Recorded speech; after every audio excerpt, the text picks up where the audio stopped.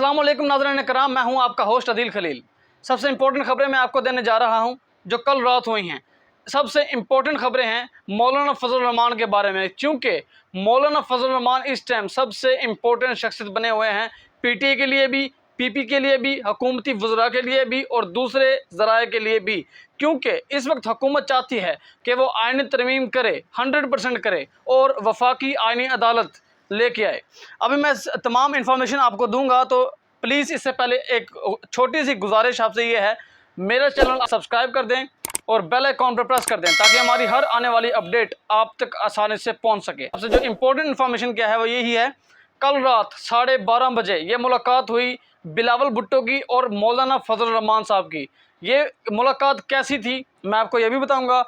कल रात को ही मौलाना फजल रहमान की बैरिस्टर अली गौहर यानी पीटीआई के जो इस वक्त लीडरशिप का रोल जो है वो दे रहे हैं, सबसे आगे आगे हैं, तो उनके साथ भी मुलाकात हुई है। वो भी मैं आपको बताऊंगा कि उनके साथ क्या मुलाकात हुई है और पीपीपी के साथ क्या मुलाकात हुई है। दोस्तों मैं भी आपको बताता हूँ, और तमाम मालूमात के लिए मेरे चैनल जो है वो आप काइंडली जो है वो सब्सक्राइब कर दीजिएगा। अभी मैं आपको बताने वाला हूँ कि जो मुलाकात हुई है, मौलाना साहब ने ये वाज़े कर दिया है कि मैं आईनी तरमीम पे बिल्कुल भी वोट नहीं दूंगा। लेकिन यहाँ पे एक जो ना उन्होंने गोल एक कहते ना फेर दिया है, यहाँ पे गोल बात की है। अब ये बात हर किसी के समझ में तो नहीं आएगी, इसको समझना थोड़ा सा डिफ़िकल्ट है, वो तभी पता लगेगा जब इसके ऊपर एक्शन लिया जाएगा। दोस्तों अभी आईनी तरमीम पे उन्होंने कहा कि मैं बिल्कुल भी वोट नहीं दूंगा, लेकिन मैं उस मुसव्वदे पे वोट दूंगा जो मैंने और पीपी ने मिलकर बनाया है। अब सवाल यहाँ पे पैदा होता है दोस्तों, क्या उस मुसवदे में चीफ जस्टिस मंसूर अली शाह क्या सुप्रीम कोर्ट के नेक्स्ट जो है वो जज होंगे? एक बात। दूसरी बात, क्या मिलिट्री कोर्ट्स इसमें नाफिज होंगी? दूसरी बात। तीसरी बात यह कि क्या क्या इसमें आईनी अदालत होगी?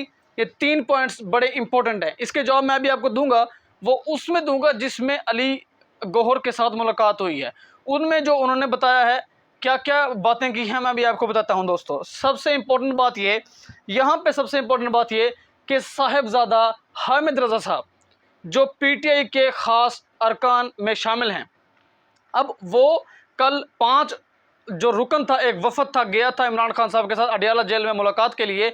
उन्होंने क्या बात की? उन्होंने कल कोई बात नहीं बताई प्रेस कॉन्फ्रेंस के दौरान, लेकिन कल रात को उन्होंने जो है वो बता दी अपने जो भी उन्होंने सवाल किए थे इमरान खान साहब के साथ। इमरान खान साहब को उन्होंने सवाल किया, क्या आप पे जिस्मानी तशद्दुद हुआ है? मुझे लगता है आपके पास कोई जिस्मानी टॉर्चर हुआ है। उन्होंने कहा, हामिद रज़ा साहब आप ये सवाल मुझसे क्यों पूछ रहे हैं? ये किस बेस पे सवाल पूछ रहे हैं? क्या आपने सोचा इसके बारे में? उन्होंने कहा, मुझे लगता है कि आप पे जिस्मानी तशद्दुद हुआ है। क्यों लग रहा है मुझे? क्योंकि उन्होंने एक बात बताई हामिद रज़ा साहब ने, मैं सबको बताना चाहता हूं कि इमरान खान साहब को जो इस वक्त जेल में हाल है ये है कि उनकी दाढ़ी हामिद रज़ा साहब से भी बड़ी थी। इमरान खान साहब की दाढ़ी हामिद रज़ा साहब से भी बड़ी थी जेल के अंदर। नहीं हुआ, मेरे ऊपर जहन का दबाव है जिसके दौरानिए में ये कि मेरी सेल की लाइट बंद, यानी जहां वो रहते हैं वो उसकी लाइट बंद। इसके अलावा मेरे ऊपर जो खाने का इंतज़ाम किया हुआ है वो भी काफ़ी तशवीशनाक है। मेरे चलने की जगह नहीं है अच्छी तरीके से, मैं वॉक नहीं कर सकता, मैं वर्जिश नहीं कर सकता। ये काफ़ी चीज़ें मुझे तंग कर रही हैं। लेकिन दोस्तों वो अभी तक डटे हुए हैं, और एक पैगाम उनका पूरे पाकिस्तान के लिए ये था, अपने पीटीआई के लिए और अपनी कौम के लिए उन्होंने ये बयानिया दिया कि मैं चाहे 100 साल तक जेल में रहूं, मैं रह सकता हूं, लेकिन मैं कौम के साथ गद्दारी नहीं कर सकता। अब शेर अफजल मरवत साहब के बारे में क्या बात है वो भी आपको बताता हूं। उन्होंने भी दाढ़ी जो है वो अपनी बढ़ा ली है। वो कुछ अरसा पहले, थोड़ा सा दिन पहले, चंद अयाम पहले वो थोड़ा सा अलील भी थे, बीमार भी थे। दोस्तों अभी शेर अफजल मरवत ने क्या कहा, उन्होंने ये इंकशाफ दिया है, उन्होंने ये बात बताई है कि आईनी तरमीम अगर ये पास करा जाते हैं तो मैं या तो मैं अपने पूरे जोश से निकलूँगा और उस जोश में हमारे कफन मिल सकते हैं, या फिर आईनी तरमीम वापस आएगी। ये बड़ी इंपॉर्टेंट बात उन्होंने की कि हम पूरे पुरजोश से निकलेंगे अगर ये आईनी तरमीम हो जाती है। दोस्तों ये शेर अफजल मरवत साहब की तरफ से एक बयानिया आया सामने। अब मैंने आपको पीपी की मुलाकात बता दी, यानी बिलावल भुट्टो साहब की और फजल रहमान साहब की जब मुलाकात हुई थी, उन्होंने एक मुसवदा एक जो है वो बनाया है। उस मुसवदे में वो क्या चाहते हैं, वो क्या क्या बयानियात उनके सामने हैं, वो अभी तक किसी को मालूम नहीं है। अब मैं बात बताता हूं आपको, जो पीटीआई के साथ उनकी मुलाकात हुई, यानी बैरिस्टर अली गौर साहब के साथ जो उनकी मुलाकात हुई, क्या हुई मैं भी आपको बताता हूं।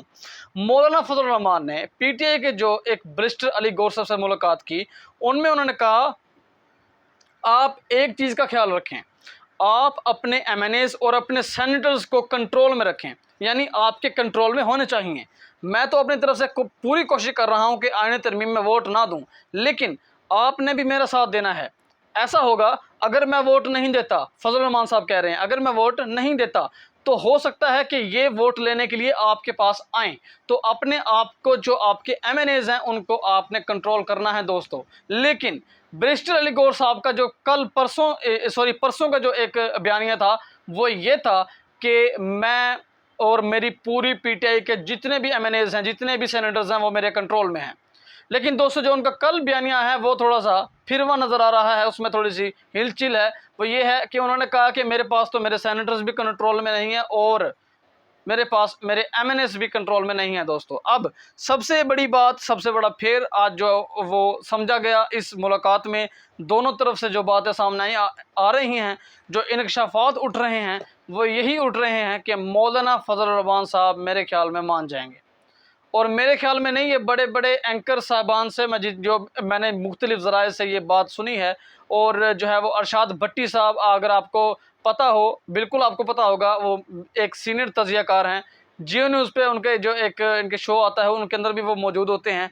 उन्होंने ये बताया कि मेरे हिसाब से मौलाना फजल रहमान इस बात पे मुत्तफिक हो गए हैं। अभी बात नहीं पता कि वो किस तरीके से है, अभी ये बातें कच्ची पक्की भी हैं, लेकिन दोस्तों मैं आपको अपडेट देता रहूँगा। बिलावल भुट्टो ने कहा, हाँ सबसे इंपॉर्टेंट बात आ गई, बिलावल भुट्टो ने कहा कि आईनी तरमीम जो भी है वो मौलाना फजल रहमान के पास जाएगी, यानी जो आईनी तरमीम है वो मौलाना फजल रहमान अपने हाथ से पेश करेंगे, मैं नहीं पेश करूँगा। इससे पहले दोस्तों यहाँ पे भी एक फेर नज़र आ, वो ये उन्होंने कहा था कि मैं पार्लियामेंट के अंदर खुद, बिलावल भुट्टो कह रहे हैं, मैं अब पार्लियामेंट के अंदर खुद ये जो है वो बताऊंगा, ये आईनी तरमीम खुद दूंगा।